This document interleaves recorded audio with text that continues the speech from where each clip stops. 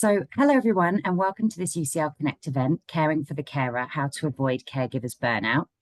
My name is Lisa Yassamides, and I work in the Alumni Relations team at UCL. Welcome to the first event of the series for the 2024-2025 academic year. I'm so excited to be a part of this event, particularly as today's topic is really important, one that will personally resonate with many of you, I'm sure. And I'm really looking forward to hearing from today's guest speaker. Next slide, please.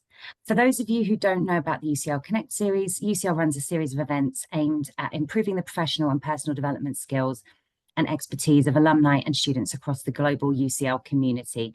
So whether you're establishing your career or moving into a new industry, whether you're thinking about options post-graduation, or if you're looking to build new skills in retirement, the Connect series has something for everybody. So we have a very mixed program of virtual and in-person events, which take place around once a month during term time. And on the screen, you can see a few examples of previous sessions we've run. If you'd like to rewatch any of these sessions, you can visit the URL at the bottom. They're all on our website for you. Next slide, please. So before we begin with the event, I just wanted to let everyone know that this is being recorded. There will be an opportunity to ask some questions to our speaker. You can do this by writing them in the Q&A section. So please keep them separate from the chat function, just so we can easily make sure we don't miss them. You're welcome to put them in at any point, and we will get to questions towards the end. For those that get upvoted, we'll make a priority to answer those ones first. So if anyone would like to bring up live captions on your screen, you need to individually turn them on. To use this feature, you will see a button that has 3 dots and the word more at the bottom of your screen. If you click that button, then click captions, followed by the option that says show captions. This will enable that feature for you. And up on this screen, you can now see what to expect from today's session. We'll begin with some introductions. So I'm going to hand over to Sarah. She will do her presentation, and then we will wrap up with the Q&A. So I'm very delighted to welcome Sarah. Thank you so much. I'm going to stop sharing our slides now so that you can take over. Really looking forward to hearing you talk. Thank you so much. Wonderful. Thank you so much, Lisa, for that introduction. Thank you. And hello, everybody, and welcome from all around the globe, because caregivers are everywhere. It is a part of life. It is a part of society. So I'm really pleased that you are here. Do have a pen and paper. I've been saying to a few people as they've been coming in, because I've got a lot to share. I'm going to be sharing my story. But when I do share my story, notice if any of this resonates with you, as well as I'm going to share slides and strategies, ways to look after yourself so that you can have more joy in your life and look after you whilst being there for your loved one. And there will be reasons why I say that. And I'm just going to put into the link now as well a couple of links right now so that they're done and dusted. If you want to have a look at the book and learn a little bit more about Who Cares, the book that won an award a few years ago, which is wonderful, bigging up carers, getting that information out there, and my website, do have a look at that. There's more videos on there. What I'm going to do now, I'm going to share my screen. Lovely. Great. And like I say, please do have a paper and pen handy, just in case there's things that you want to jot down. And do pop in the chat anything, because Lisa is going to read those out. If you've got any questions, Lisa will just stop me and just kind of mention a few of them, because I want to hear from you as well. This is collaborative. There's so much more. And you have things that you will know that I don't know, I'm sure. So that's lovely. And I just want to share a few statistics first to get us really recognizing about what it is carers do and how important that you are. Because 2 in 3 of us will be a carer at some point in our lives, or will be cared for. It's just a part of life. And 600, this is in the UK alone, 600 working carers quit every day due to the insufficient support. That needs to change. And inadequate support for working carers cost the UK businesses £8.2 billion every year. So imagine what that is globally. And this is the statistic that I recognized from a few years back now, still the same. These are from Carers UK, largest carers charity, very proactive. The best part of 70% of carers end up falling mentally or physically unwell. I did, and I'm an upbeat, positive person. I was running, juicing, looking after my health. Caring can get the best of any of us. And I'm going to start to share my story now. So I'm just going to come out of those slides because you don't need to look at those whilst I start to chat. And I want to take you back to Tuesday, the 21st of December, 1999. Yes, over 20 years ago. Picture the scene. I am on the 26th floor of the NatWest Tower in London. I've come from Peterborough, of all places. Ever heard of Peterborough? It's over in East Anglia. And picture the scene. I'm on this 26th floor and I'm in the design team. I've only been there 3 days and I'm looking out at this huge view of London, very excited. When I hear footsteps behind me, I look up and there he is. It's Neil. He's 6'4", the size and stature of a rugby player. Cheeky smile, and he's brought us all in wine for Christmas as our print supplier. You all right there, Sarah? Got a little something you might like? Man after my own heart. Anyway, every now and again, he would take our design team of 4 girls out for lunch and always enjoyed Neil's company. Oozed confidence, very relaxed, very funny, very cheeky. And a little while later, he invited me out and we started dating, having a great time. He was very popular, even captain of Hampstead Rugby Club. And at that time, it hadn't been long, he said he thought I was the one. Whoa, hold on a minute, Neil, you know, hold back. I've not been in London long, but I do remember the day we were driving over Tower Bridge together. I love Tower Bridge, very special. We kind of drive through it. And as he was driving his Merc, I gazed over to Neil. I don't know where this came from because this is not like me at all. I said, you know what, Neil? I could spend the rest of my life with you. Neil looked back at me. And I could spend the rest of my life with you. When we came off that bridge, well, we were on a journey together. But during that time, he'd been having funny pins and needles down his right side, slurring his speech. Drinking again, Neil. And then there was one day, that week, he just couldn't get off the sofa. He hadn't been able to eat or drink and hold anything down for about 3 or 4 days. He didn't look good. I ended up calling NHS Direct. They then asked me a million questions. And at the end of it, they said, we're calling an ambulance. Blimey, an ambulance? Really? So we get him to A&E and they're doing all these checks on Neil through the night. And then I finally go home in the early hours to get some shut-eye. Following morning, I get a call from the hospital. They've done a brain scan. Blimey. And so I come in and there is Neil sat up in bed, looking really good, looking back to his old self. He's on a ward of 6 men. I go and budge onto the bed with him and I give him a big squeeze and hopefully we're going home shortly. But within 5 minutes of me being there, there's quite an elderly doctor comes walking around the corner. He's got Neil's file in his hands and he starts to pull the curtain around Neil's bed. Oh, Mr. Challice, we've got your brain scan from last night. And I'm afraid to say, it looks like you've either got a brain tumor or brain cancer. A brain tumor? Neil had been so well up till then. Hadn't been to the doctors in 14 years. Neil and I held each other tightly and we felt the tears come. Don't worry, Neil, I'm here for you. Not realizing what that would mean for me as a carer for the next 13 years. Anyway, Neil ended up having an operation to remove most of that tumor and then 6 months of chemotherapy and radiotherapy. And at the end of that 6 months, it was just before Christmas again. And Neil had another scan and he was given the all clear. Oh, it was all gone. Thank God we can get on with our lives. And that's what we did. We got on with our lives that whole of that next year, back at work, going on holiday, you know, the usual. And that following Christmas morning, back in Peterborough, Neil proposed to me. And we look forward to getting married, I don't know, in a year or two. I was never in any rush. But only a couple of weeks after Neil proposed, been having those funny side effects again, brought his scan forward. And sadly, his hunch was right. The tumor had returned, but this time it was inoperable. I remember us coming home in silence. I stood here in the dining room. Neil gazed down at me. Sarah, you don't have to marry me, he said. I looked straight up at Neil. Stuff the cancer, Neil. We'll make the most of what we have, because we were on a journey together, the carer and the cared for.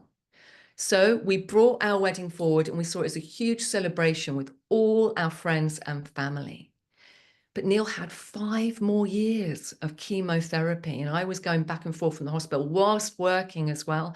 I was not in a good state. At that time, I had 4 twitches in my face from that stress. How stressed do you get with caring for your loved one? And maybe you're trying to keep down a job as well. Very, very stressful. And you're emotionally and physically, how is that impacting you? We're going to come on to that soon. Anyway, I basically caring for Neil. And a few years later, I end up giving up my career in London to care for Neil full time. And a few years after that, he ends up having a stroke. It's not a big one, but Neil almost dies in hospital. He's in there for 2 months. I end up bringing him home to die, but Neil lasted another 4 years. And at that time, when Neil was ended up in a hospital bed in our living room here, he was unable to speak, with a peg feeding tube, being hoisted and of course incontinent. My larger than life husband had been reduced to not much more than a body in a bed. And it was a tragedy for both of us, because as Neil was slowly losing his life as a carer, I felt like I was losing mine. But you get on with it, don't you? I mean, what else can you do? Your loved one needs you and you've got to be there for them, right? And this is how I would describe it at that time, in those last years of 4 years of constant nursing care. Although it was Neil with the brain tumor, as a carer, I woke up to brain cancer for 13 years. May not have been in my head, but it certainly affected every area of my life to a point it made me ill. And I was solely responsible for Neil. Tall order for looking at a man that I was looking after. He could be gone at any day. And I also had anticipatory grief. Have you ever heard of that? So that you're grieving already before that loved one has gone. You kind of know it's coming, but I know all of you, everybody here is unique, and the person that you care for. And I felt guilty. If I got out of an evening, well, how dare you go out? Shouldn't you be at home caring for your loved one? I got judgment from family. I judged myself. How are you to yourself? Do you judge yourself? Are you critical of yourself? And you know what? If I did get out, I felt bad. I felt awkward about it. I wasn't there for myself. Are you not there for yourself? But you know what? Do love a glass of Prosecco of an evening. What do you do to distract yourself? Some nights it was a glass, some nights it was the bottle. And if I could get out of an evening, I could drink my body weight in fizz. I was proper binge drinking. And if you saw me on Facebook, well, always got a drink in my hand and a smile on my face. Maybe we should call it fake book. I just didn't let people know how I was really feeling and what was going on. Because if I'd have taken a picture, snapshot maybe at 4 p.m. every day, it would have told a very different story. It would have been me waiting at the pharmacy over and over. Maybe you're having to do that. Or I was crying on Neil's shoulder or changing his nappy. Very, very different. Anyway, I soldiered on, ignoring my own health, as too many of us do, even turning down respite when it was offered because I felt guilty. And then Julia said, it's too late when you've fallen ill. Carers need regular breaks, and so do you. But finally, the cracks started to show for me because I wasn't taking care of myself. First off, because many of us are in that fight or flight mode. Are you noticing that with yourself? Feeling quite stressed all the time. I call it being comfortably uncomfortable. You're kind of living with it. You're used to feeling like that. That's how it was for me all of the time, burning myself out, my mind and my body. And with that, I ended up with a horrendous chest infection brought on by, what happens is when you're on that stress response, you just pick anything up, because your immune system becomes really compromised. So I end up with that. And then I end up with MRSA in both ears from an infection brought home by Neil from the hospital. So then we were both going back and forth from hospital. Maybe you've been poorly as well. We made a right pair. And then finally, my good friend Regie came. She came to look after Neil for the day while I was back at hospital. Now, Reagan is South African, and I know there's a few people here today from there. She has a real heart of gold, long auburn hair, and one of my besties.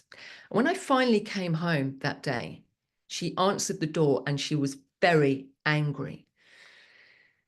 "Well, I hope you got a pat of butter for your bottom." That's exactly what she said. "Hey, because I'm going to smack it. I had no idea what you do. Why are you keeping this a secret?"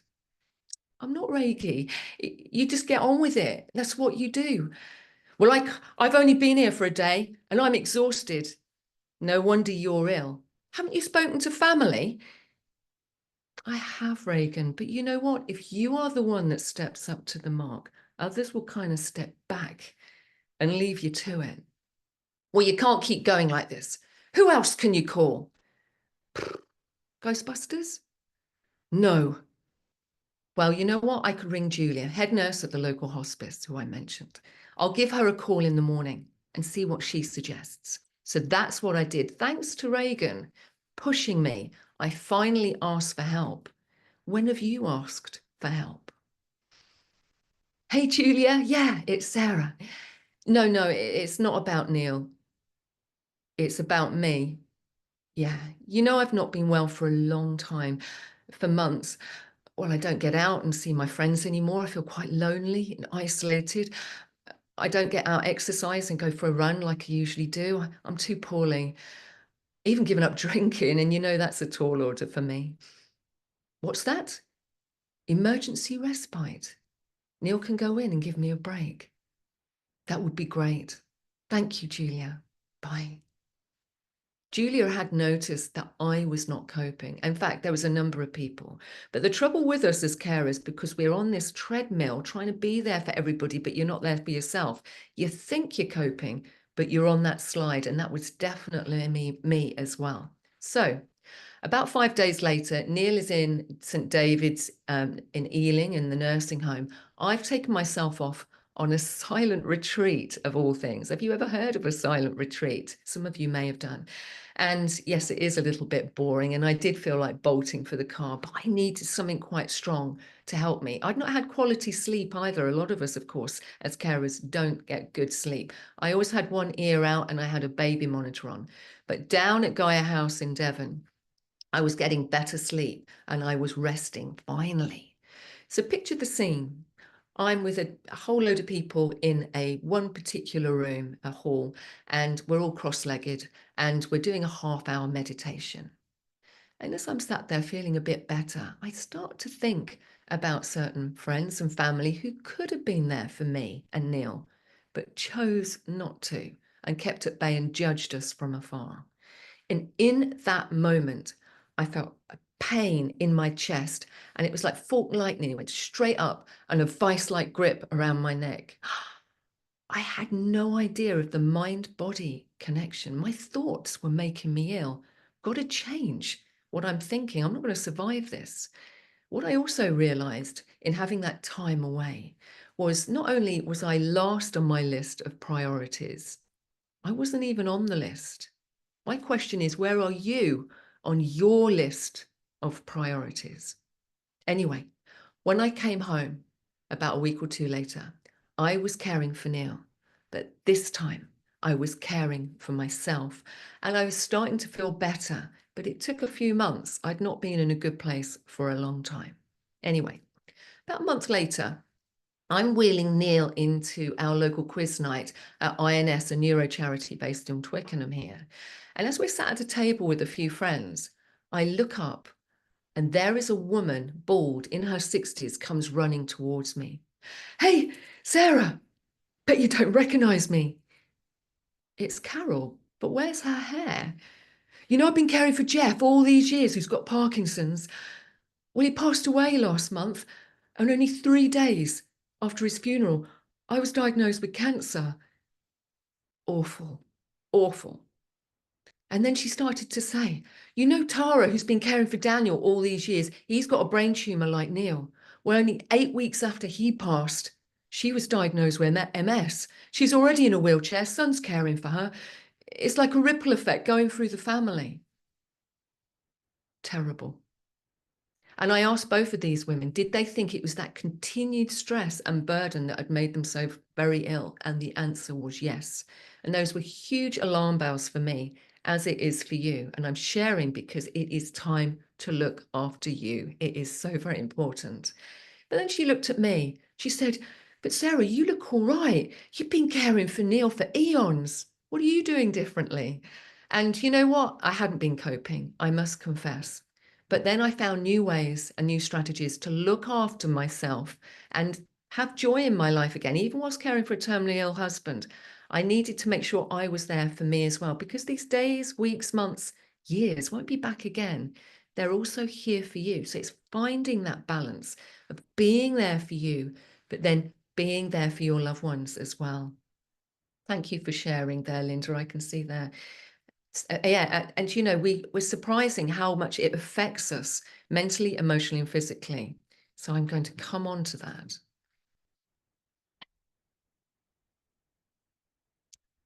Lovely. So that's when I started to write Who Cares? I put that link in the chat. How to care for yourself whilst caring for a loved one, because most of us don't, as I didn't either. And I've given countless talks over the last 4 years since it's been out, because so many poor people are starting to recognize, which is wonderful why UCL is also recognizing as well and talking about carers today. Now, on the 6th of September 2015, 9 years ago, actually this month, Neil had another stroke and he ended up passing away in my arms that night. We'd actually been to the rugby seeing England play Ireland just down the road here. So it was a wonderful last day for us. But when Neil passed away, I said, thank you. I said, thank you for Neil being in my life. I love Neil immensely. But I also said, thank you for him passing. I didn't want him suffering anymore. And I don't know if you know this, but compassion means to suffer with. That's what makes caring so very difficult. So you've got to go easy on yourself. Be really kind to you. This is what I want to say to all of you. Life is not about abstaining and enduring. It's still about enjoying your life, especially if you are a carer. I've got a question for you as well. And Lisa, please do butt in any time to read out any of the comments. My question to you is, what is your perception of caring like?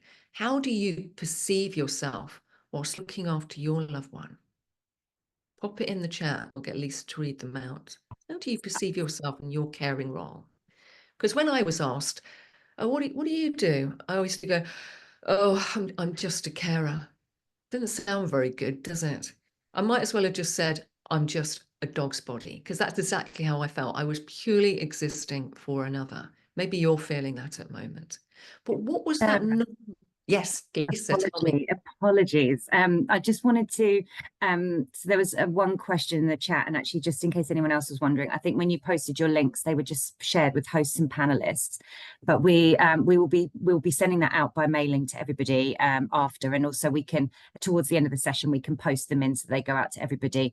But I just wanted to say to someone, it just at the timing was so spot on here, was from Mary saying that gosh, I've been reduced to a mess here. Thank you for sharing your story, Sarah. I think this is my moment to start making changes too. So just wanted to share that one with you, Sarah. Thank you. Thank you, Mary. And actually, it's good to cry. If you are crying, I don't particularly want to upset anybody, but actually many of us haven't cried for a long time. There was one lady I gave a talk 4 years ago. She said, I haven't cried for 2 years. But in actually crying, it helps to release. It does help to release those negative emotions. Lovely. Thank you, Lisa. Was that all of them at the moment? Thank you. So we've got, someone's P. Aurora saying, I just get on with it and bulldoze forward. Thank you for sharing. A lot resonates. Ruth was saying, I feel like a hamster stuck on a caring wheel. Thank you, Ruth, for sharing. Yeah, and Yvonne, I have no, she says to herself that she has no choice. Yeah. For sharing those. Thank you. Thank you. It is difficult because I kind of felt like I hadn't got a choice, but there are choices that we can make within our caring role. So I'm going to come on to those of ways finding a way of pushing back so that you create space for you. You're not just here for loved ones, you're also here for you. And if you do give your all, like I have done, you end up falling poorly, and nobody wants that. And you certainly don't want to be a burden on others as well. I didn't, because otherwise others are going to have to come and rescue you. I want you to enjoy your life, and I want you to have life at the end of whenever your caring role might come to an end. So coming back to what is your perception when it comes to recognizing that you're just a carer, as I described myself? Because as I saw myself as just existing for another, what was the knock-on effect of me thinking that? Well, I had a lack of self-worth. I wasn't there for myself anymore. I was treating myself like a walking doormat. But what happens if you treat yourself like a walking doormat? Others will do the same. They'll treat you as a walking door. I say, oh, it's all right. She's doing it. He's doing it. It doesn't matter. And that's exactly how it happened for me. You know, certain family would come. They'd even slept in my bed one time. I slept on the floor on a mattress. No wonder I fell ill. I really did leave myself last. I wouldn't do that today. But it's finding that way to make sure you have what you need.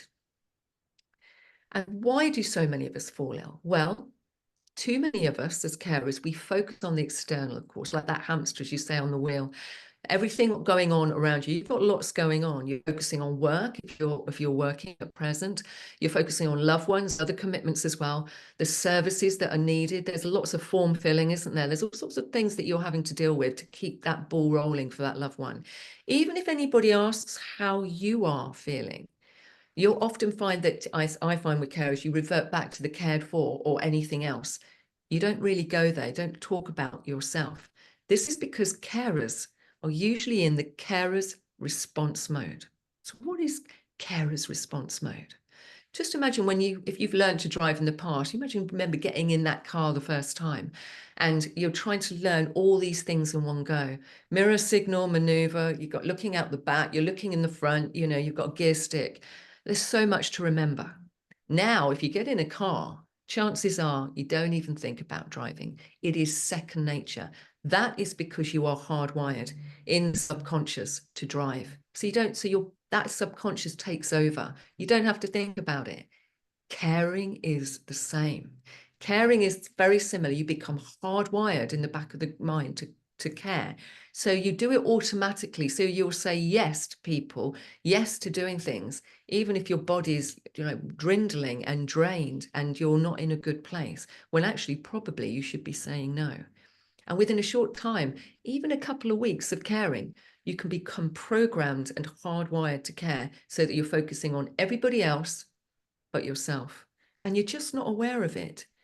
It's like driving the car. It's automatic. It becomes a habit, making your life easier in your caring role, even if it's not doing you any good. And this is a new way of thinking and doing whilst you're in your caring role. It becomes your new normal. Even if it's not doing you any good and you're falling poorly with it, you're on automatic. This is programming. So it's very difficult to then hardwire or unwire yourself so that you can factor yourself in. So we're going to look at ways that you can do that so that you start to make decisions from the right place. So imagine this iceberg here is your brain. That very small tip, that little tip at the front, is the frontal cortex, the conscious mind. In there is the willpower, short-term memory, and logical and critical thinking. But in the subconscious mind, there is the programming, the habits, the response mode. That's where it sits, in the back of your mind. And your emotions are there as well. Values and beliefs, whatever you're thinking, well, that's what I have to do. This, that's my belief. I have to take care of them.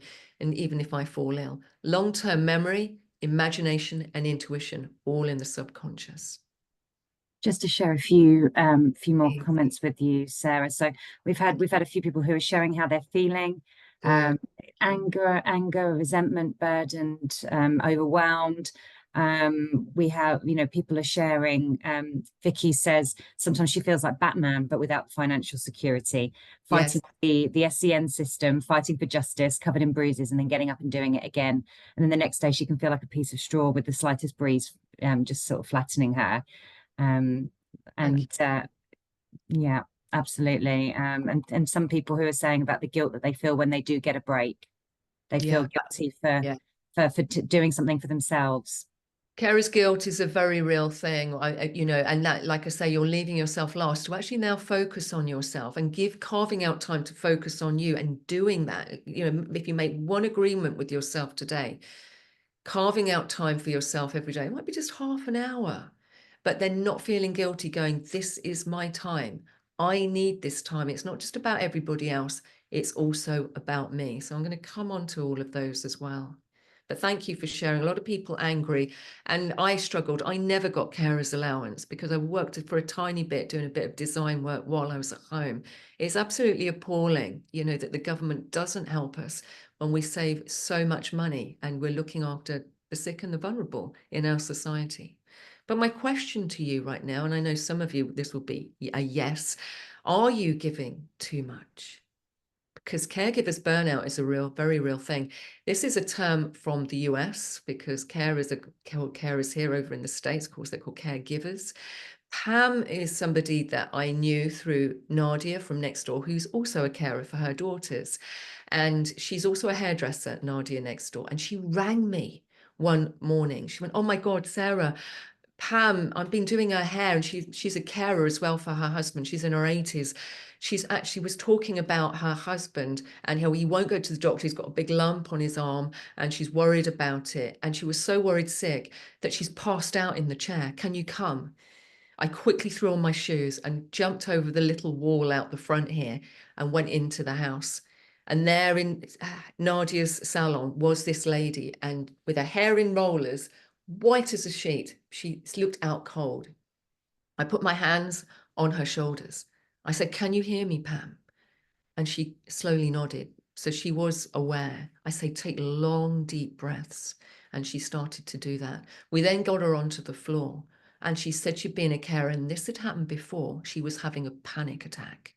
But as she lay on the floor, she kept thinking about everybody else as she started to feel a bit better. But not once did she think about herself. This was Pam. This was one carer having caregivers burnout right in front of us. And she was worried, oh, Kathy's going to be really upset and angry when she hears about this. Now, I don't know who Kathy is, but I don't particularly care. But Pam was not looking after herself, even though she was flawed. She ended up going to hospital and she was fine. She came home a few days later. She had a chest infection as well, and brought us both flowers, me and Nadia, for getting her to hospital. But I said, you don't need to do that, Pam. She was too giving. I said, I want you to look after you. But sadly, later that year, she actually passed away as well, which is very, very sad. Her husband was still around, but she was not looking after herself. Again, a big alarm bell, and about now starting to really look after yourself. And symptoms can include, for caregivers burnout, feeling powerless. Notice if any of these are you. Anxiety and depression, anger as well, I would say, fatigue and feeling drained, feeling angry, resentful. I think we all do at times, having trouble sleeping, all that worry about the future, what that holds, finding difficult to concentrate, drinking, smoking, overeating, as I did, of course, I was binge drinking, and health problems. Maybe you have health problems as well. Lots of us do. And that pressure can build up bit by bit and go unnoticed.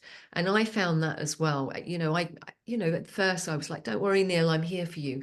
But, as the days, weeks, months went on, the years went on, it became heavier and heavier. Are you noticing that with yourself? And as I said before, you feel comfortably uncomfortable. So how can we avoid caregivers burnout? Awareness, checking in with yourself. We're going to go deeper on that in a moment. Open up to others, make them aware, be more vocal with friends and family. If they ask how you're feeling, be honest and confide in the right people. Not everybody in your family, like mine, I would say, have the compassion and the understanding that you need right now. I have family who judge, and that's all they showed. I didn't see any compassion from them. So confide in those who are there for you. And I hope that somebody is there for you so that you can open up and talk to them regularly. And regular breaks, really important, because getting into the outside space, away from what's going on, helps you deal with the inside space. Really important. And when I was away on that silent retreat, I recognized what I needed to do. But if I hadn't gone on that retreat and come away from it, I wouldn't have realized. That's why it's so important, not just of rest and recuperation, but helping you to then start really thinking about what you need to do for the better to factor yourself in. Lift your mood. Everybody here is different. So whatever lifts your mood, maybe it's a comedy show, something that you like to watch on TV. Maybe it's a good book. Maybe that's something you like. Maybe walking in nature, long, deep breaths, something like they're really powerful. Just doing like breathing in for 5, holding for 5 and out for 5. Just do that 3 times. You'll notice your state start to change. Exercise. I'm not talking about a sprint finish or a marathon. Just going for a walk in nature is really beneficial. Deep breathing, as I've just mentioned, and scream. I've screamed whilst caring for Neil. Maybe close the windows before you do it and worry the neighbours. Scream into a pillow. But I know of other carers who've screamed as well. Getting out that frustration and that anger that you're dealing with. Notice how you feel. And ask for help. You can ask for help in all sorts of ways. It can be friends and family. It could be maybe a healthcare professional, your doctor, for example, or anybody else, maybe other doctors and nurses that you're dealing with at the moment and getting in touch with. Have you got your local carer centre? Have you got in touch with them? Look at local and national charities. Carers UK are fantastic. I love Carers UK, and I've partnered with them, sharing information for a while now. They also have online things which are really beneficial.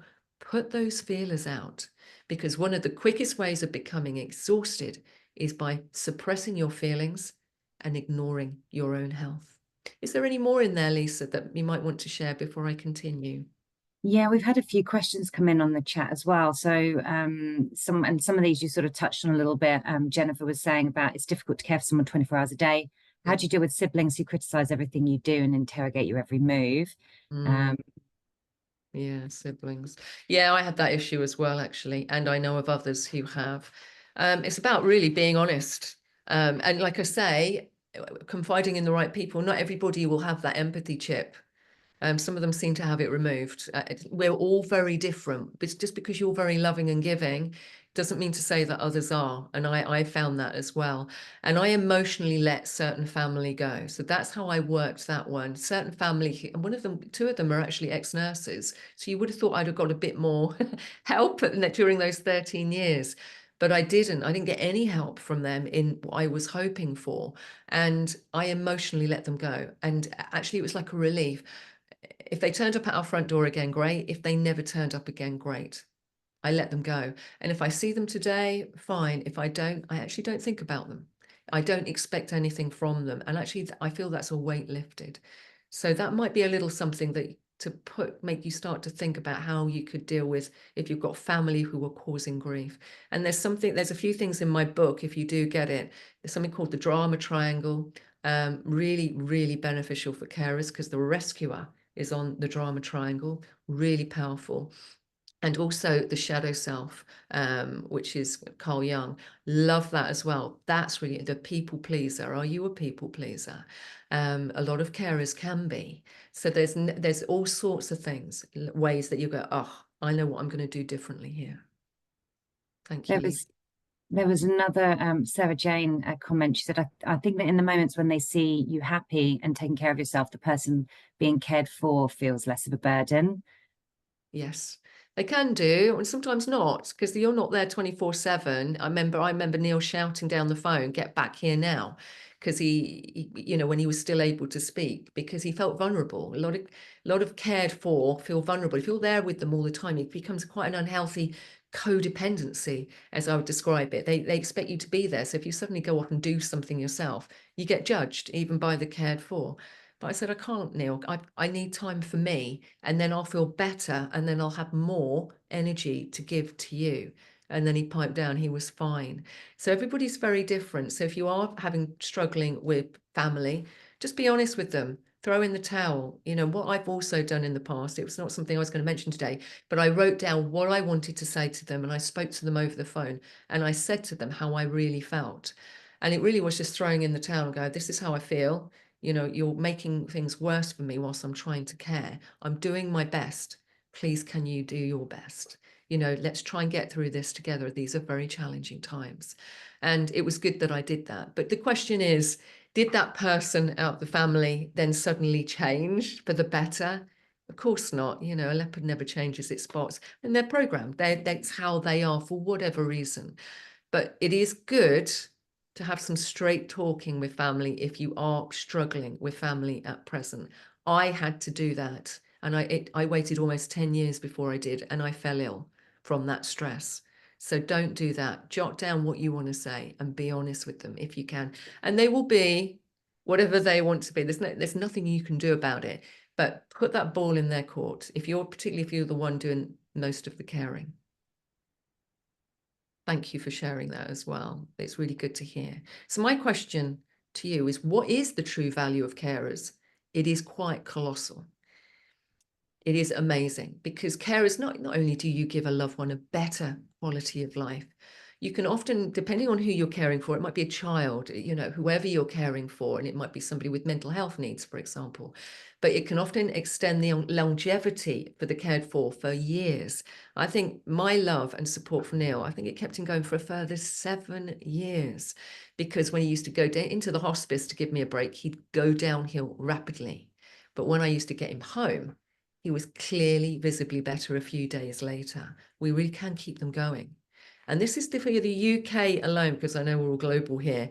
Carers in the UK save our economy £162 billion a year. The cost of a second NHS, that's colossal. But too many of us end up paying with our own health, which needs to change. My question to all of you here, like South Africa, Australia, I know that you're here, Ottawa, you know, how much do carers save your economy? Check it out, have a look.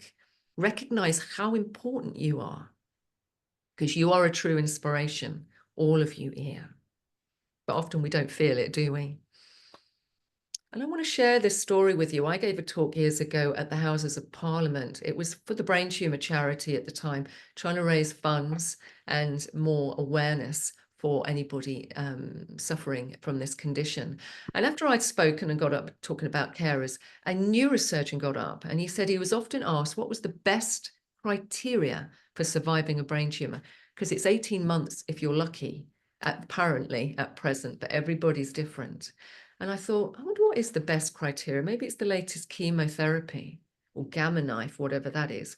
But his answer surprised us all. He said the best criteria for surviving a brain tumor was marital status. Oh, and I loved this. I thought, wow. And do you know what? I don't think you particularly need to be married if you're caring for that person. Because imagine if you've fallen ill and you're gravely ill and you've got somebody there caring for you. You've got somebody there fighting your corner, which is what you're doing right now. And then you're being an emotional and physical rock. That's a huge boost for anybody who's really suffering and needing help and support. And you also give a loved one a reason to live, the love of another, which is you. So recognize all that you do, value your worth, and recognize all you do, because you do so much more than you actually realize. And to ensure your good health. Oh, yeah, Lisa, please. I'm so sorry. I just there's been a question. Nishi's asked a question, and also it's been upvoted as well. I know that people are quite keen to hear the answer. So the question was, my granny cannot be left alone at any time. What would you advise me to do? And yeah, in this sort of in a situation where you don't have friends and family to either speak to or lean on for support. Okay, great. I'm glad that you've asked me that. Thank you for sharing that. I ended up, I mean, I couldn't leave Neil either for years. And he was having choking fits at times and through the night. I ended up using care agencies. I've seen the good, the bad, and the ugly with care agencies. Have a look and see what care agencies are in your area, because they deal with DBS checks and all that sort of thing. And if one particular paid carer can't come, then they will find somebody else to do it. But in the end, I used private carers and I found them better. They were cheaper, almost half the price. And actually, there wasn't that high turnover that you do get with care agencies. So I was getting other people in to help me. I couldn't hoist Neil. It's actually, well, it's illegal, but it's dangerous to hoist a 17-stone man in and out of bed every day. It should be a two-man job. So, and also what I would suggest, go and speak to your local carers centre if you have one, or there may be a charity in your area that supports the person they're cared for, or whatever, if they've got Parkinson's, for example, whatever condition they might have, they usually also support the carer. Put those feelers out, because often they will have some information for your area, wherever you happen to be, on paid care in your area, who people are using, and so I often like coffee mornings with other carers. Turn up to one of those and say, who's using paid care or befrienders? Who would you recognize, which would be really useful to get in touch with to help me? And I spread the word. Even now, if anybody needs a paid carer in my area here in Twickenham, I go, oh, Sam's really great, you know, and I think of a few others who's really great, and I give them their number. So it's like spreading that word. So put those feelers out. Look for paid carers and look at trying one or two out, see how you get on with those. And also befriending services. So in your area, with these charities, or speak to social services, where could I find a befriender who will come and sit with my loved one while I can have a break? Because you need that. You can't keep doing it 24/7. Because if you fall ill, what's going to happen then? You need to be factor that in for yourself as well. And we had Brenda, the befriender. Yes, that was her name. It all kind of sounds kind of amusing, but she was great. And she'd hang out with Neil for a couple of hours on a Friday afternoon, and then I would just go straight out. I'd go off and do something for me for a change. So I hope that helps. Put the feelers out in your area to find out what is available. And thank you for asking that. Is there any more, Lisa? Yeah, we've had a couple from Tammy. So my husband is resistant to external carers as he's afraid and takes time to trust individuals looking after him. It's tricky. Yeah, it's Neil said that. He said, I don't want them coming in. I want you. I said, I know. I know you do. Have a look and see, is it the carers as well? I've had different kinds of carers come in. Some have been better than others. So I've had a couple who've been dreadful. One of them was drinking, awful. I mean, and dangerous, dare I say. And one, he was too busy on his mobile phone and didn't particularly care. And I put in a complaint. I said, I don't want him here again, because Neil was having choking fits and this guy didn't even look up from his mobile phone. I mean, basically, it was unprofessional.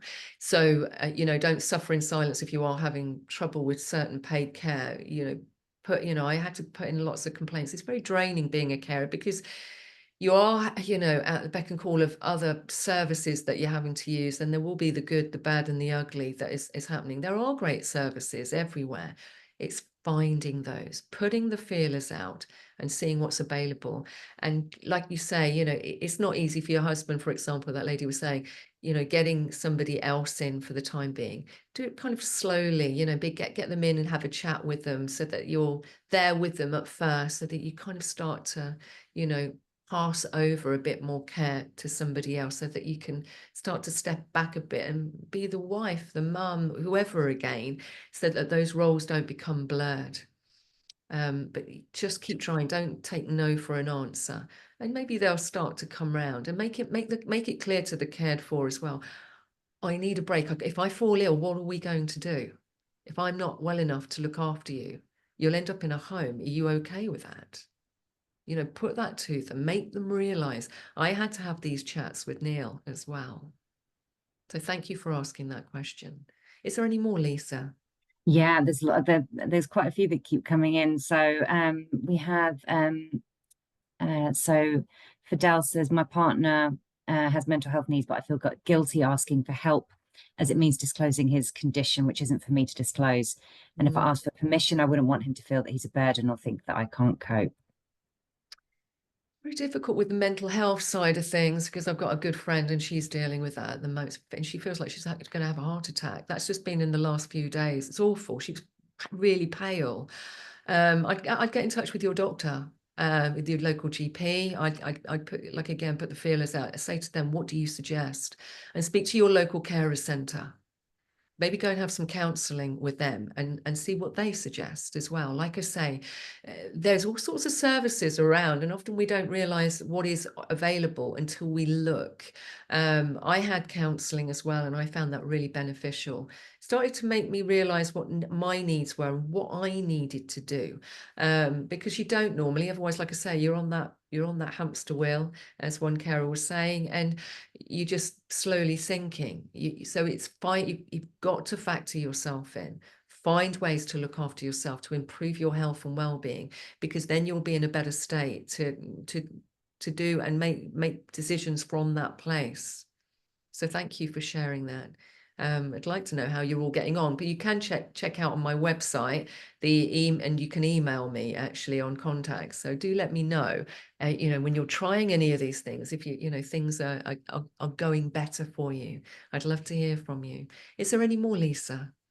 So Mike's asked if there's a document to help those being cared for. So you referenced your book, but Yes. wondering if you have something a bit more of a sort of condensed format, something a bit quicker to read if they needed it. Yes, if you, one thing at the top of my head, if you go onto my website, I know you guys will get the link, is 5 top tips all carers need to know. There, bang. And it's 5 top tips. If you just sign up for my newsletter, you can download that for free. And it's very quick and easy. It's the top 5 things that I would say to any carer. So that's nice and quick. So yes, please check that one out. And is there any more? So there's some chat going on between people actually, sort of Yeah. some people are recommending, try a carer. The person that they were caring for was resistant at the start, but they found that just sort of introducing somebody once a week, and just sort of seeing how that goes, because sometimes the idea is different from the reality. So it's really great to see people sharing sharing their own advice as well. Brilliant. It is brilliant, because carers are a plethora of knowledge. You all here today, you have so many, and those who will be listening to the recording, you will have lots of information yourself. You know what works and what hasn't worked in the past as well. It's not just me talking here, it's for all of us. You have probably an advanced level of caring as well. So it's great that we collaborate and share information of what has worked for you as well. It's great for everybody in the chat. So thank you to all of you who are sharing and asking at present. And what I say to all of you, every day, give yourself love and respect and make decisions from this place. Carers are usually leaving themselves last, as I said, and are you doing that as well? But you are pivotal in every decision. Factor yourself in. Instead of just saying yes to everybody, push back, know where to say no. You are also here for you.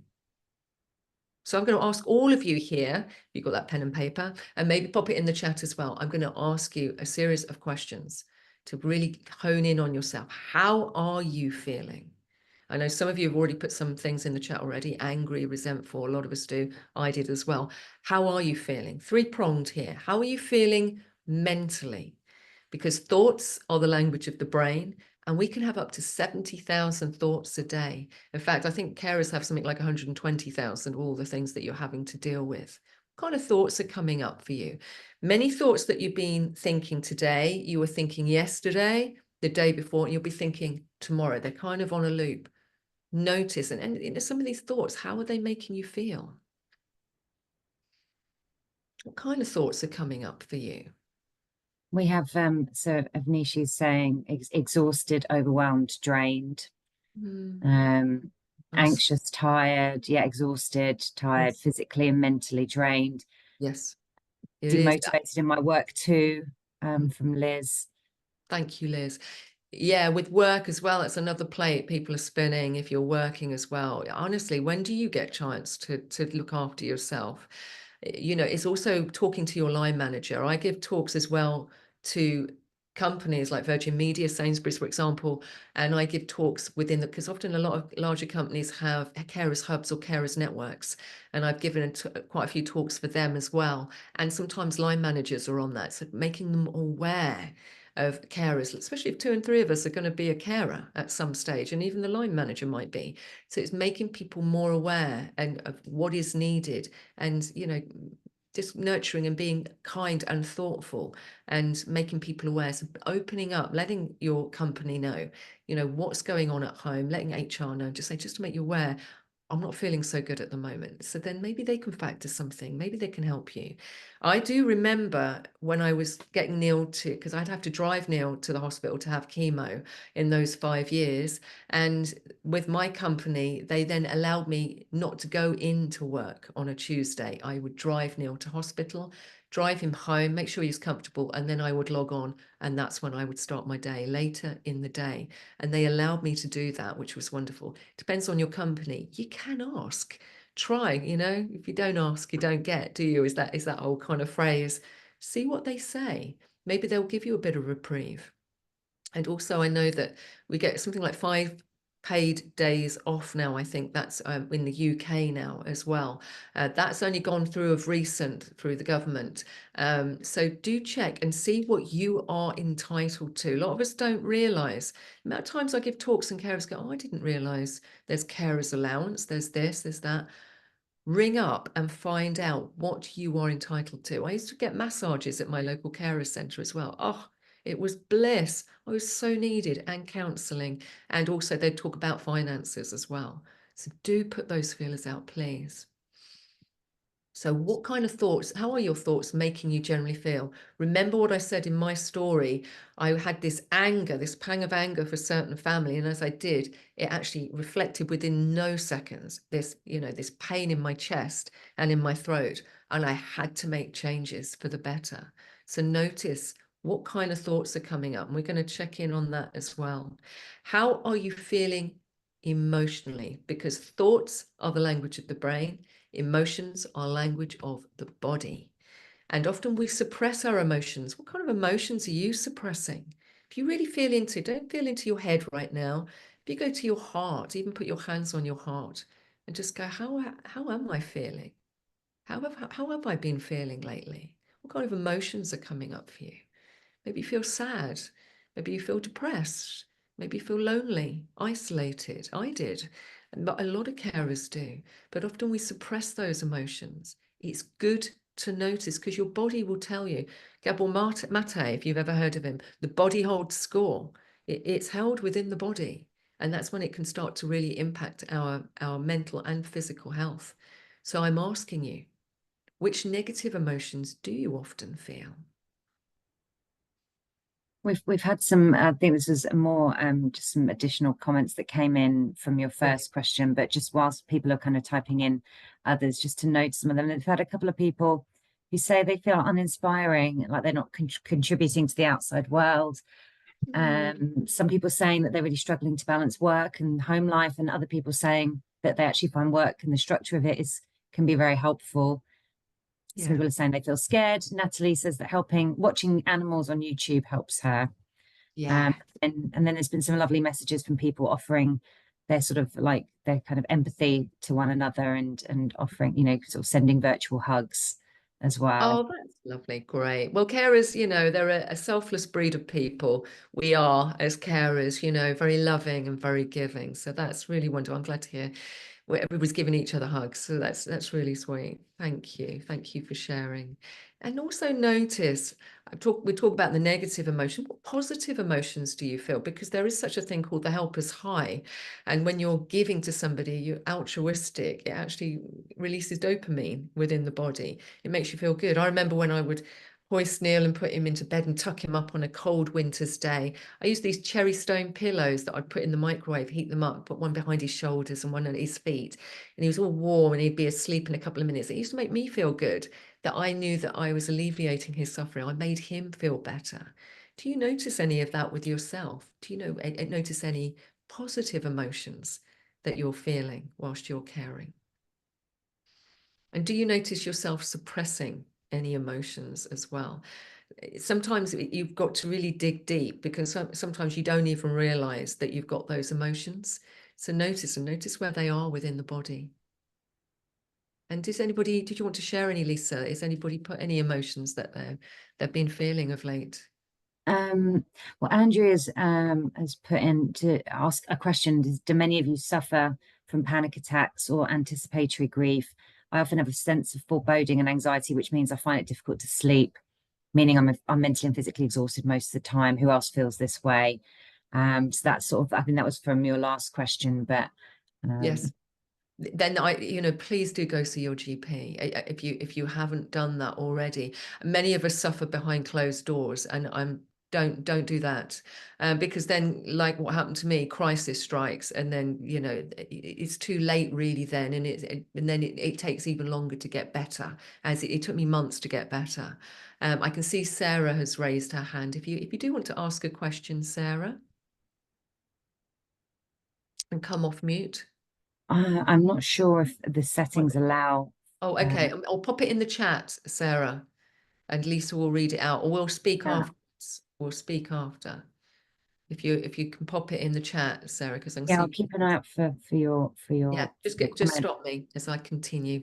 How are And you then feeling? we've had some nice and positive emotions as well that you were asking for. Love, affection, gratitude have Yes. come up.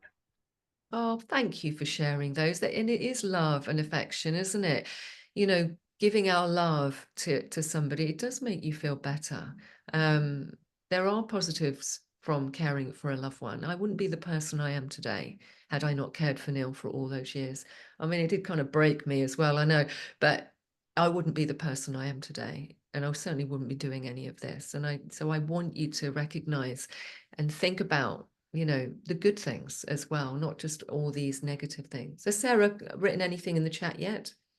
I haven't seen, not that I can see yet. Okay, cool, lovely. Okay, so I will continue. How are you feeling physically? Because negative thoughts and feelings, if they go unchecked and you're not looking at those, they will finally, as they did for me, impact the body. And I know one of you was talking about panic attacks as well, so we must get that checked out and start to look at ways to make sure that you look after you. And stress can build up unnoticed and suppress our immune system, as it did for me as well. That's the last thing you want right now if you're caring for somebody. And many of us also ignore our own health, even cancelling healthcare appointments. Are you doing that? Please don't.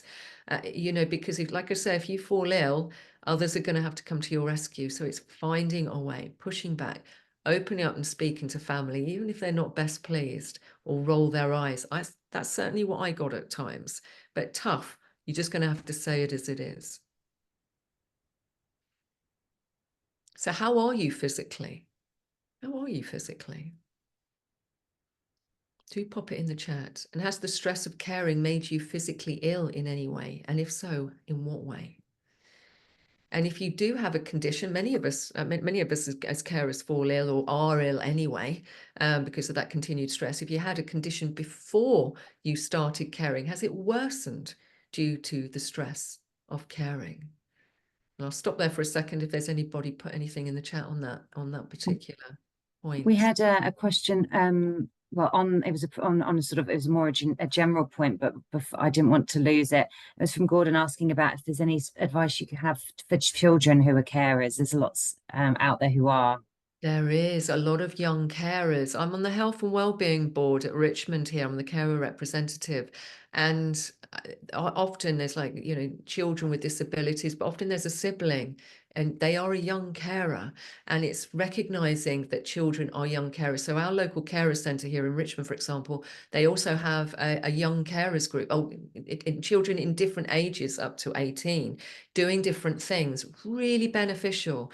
And schools as well, where they're looking at schools in our area and making sure schools are aware of young carers. We need to factor this in. So I would say, Gordon, thank you for asking that and bringing that to our attention.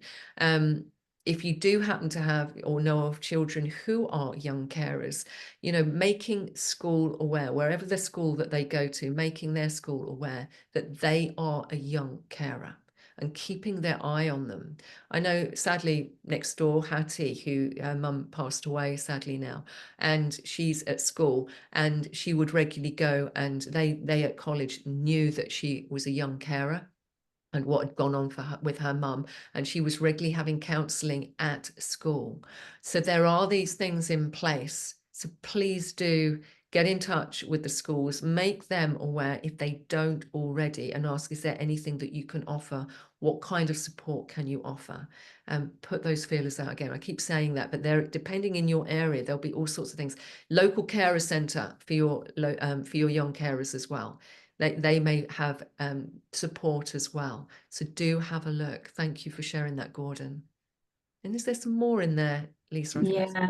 So it's interesting. Yeah. So Mullins C is saying that they've had like cancelled lots of appointments. mm, Um, you know, they've had to prioritize their partner.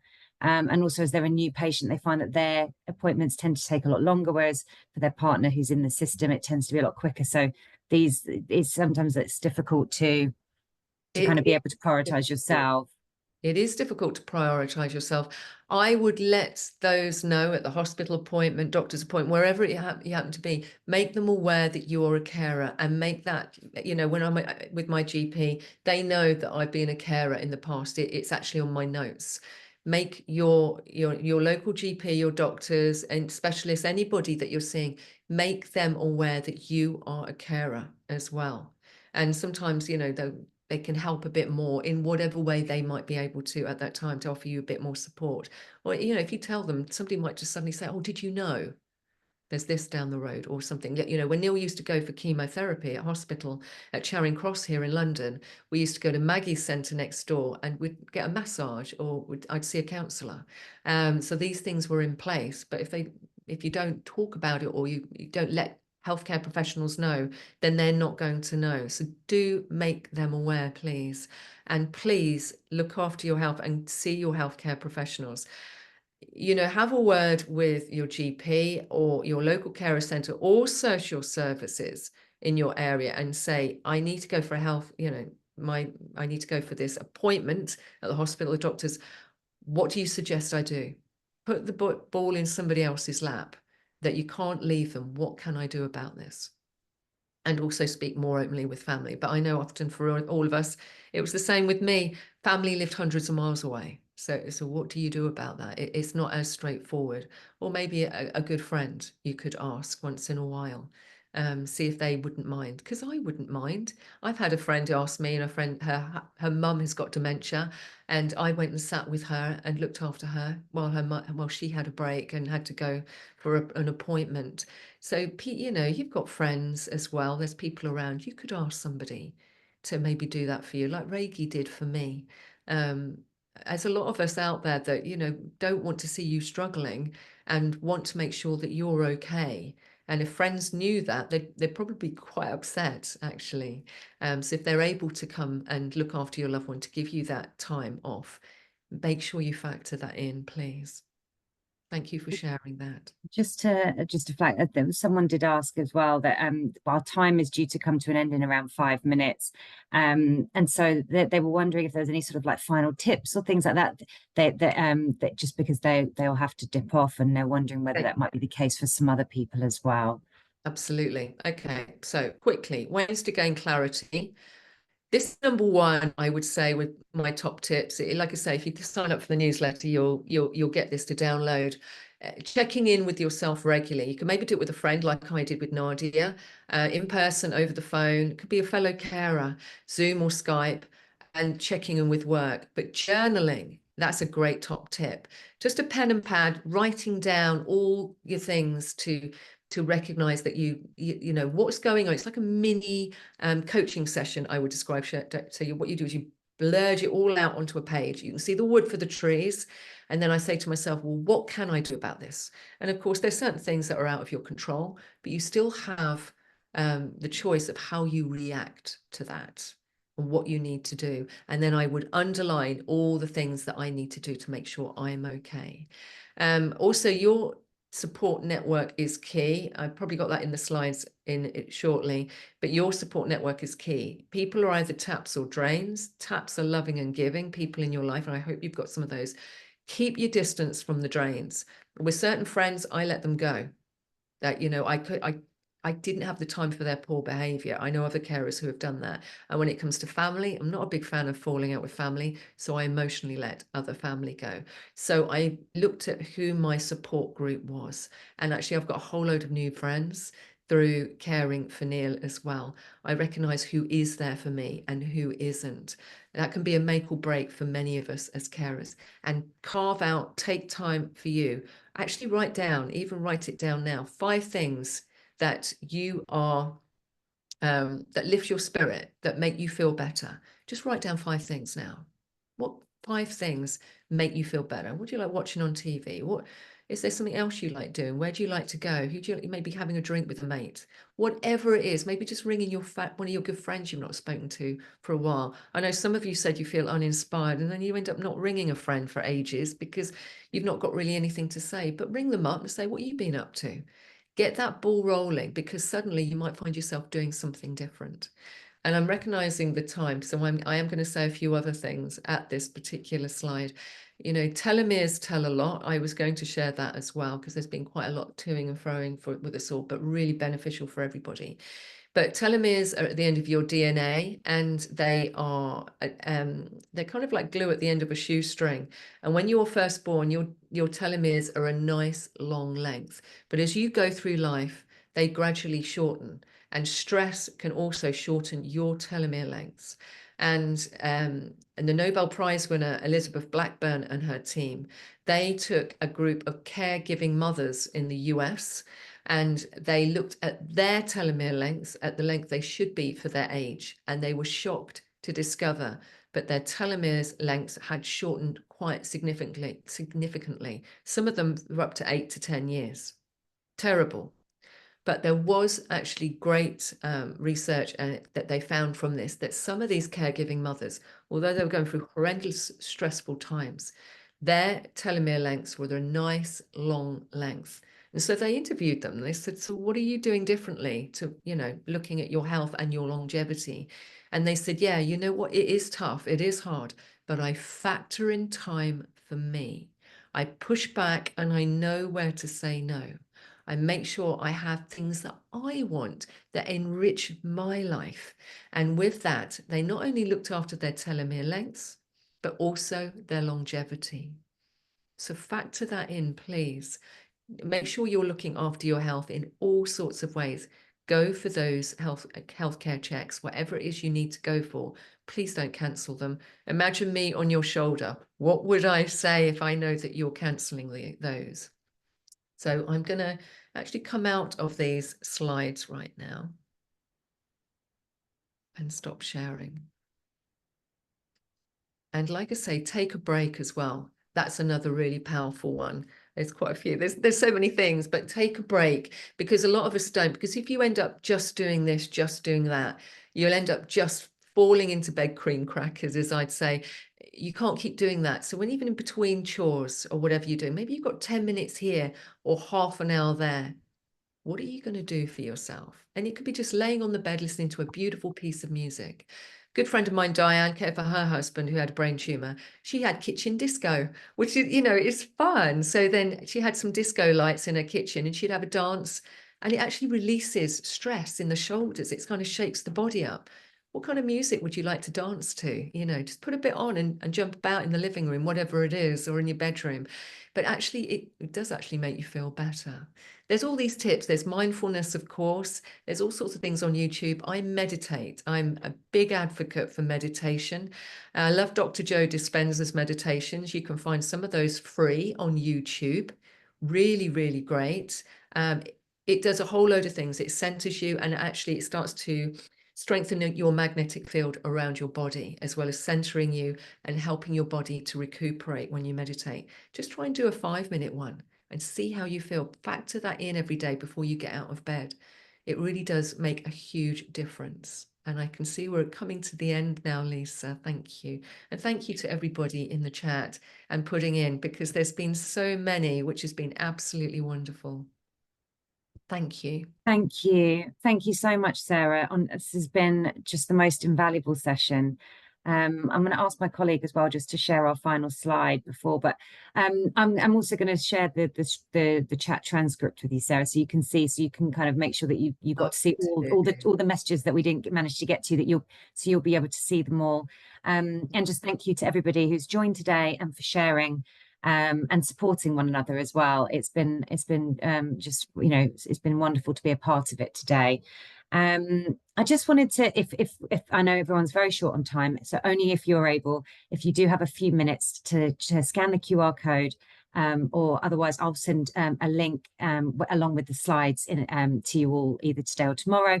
And you could just spend a few minutes to do our feedback form it'd be really helpful. I do try and take on board what what works, what doesn't, and apply it for future sessions. So that'd be really helpful for me. And I mean, really as well, thank you. I think we're at time. So just a huge thank you to you, Sarah. Thank you for your time, your for sharing your story, and for all of the wonderful pieces of advice. I will also again share the links that you have, so for your book and for your website, so that that people can get in touch as well later on if they need to.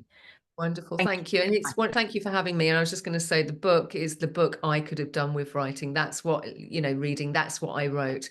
It's got all this stuff that I've shared today, and then some as well. So there's all, you can dip in and out of it, short, sharp chapters with an over to you at the back. This isn't you read it and put it down. It actually starts to help you to shift and change for the better. All sorts of things in there you wouldn't even contemplate. So yeah, thank you so much to everybody for coming and joining us today. I really appreciate it. Thank you.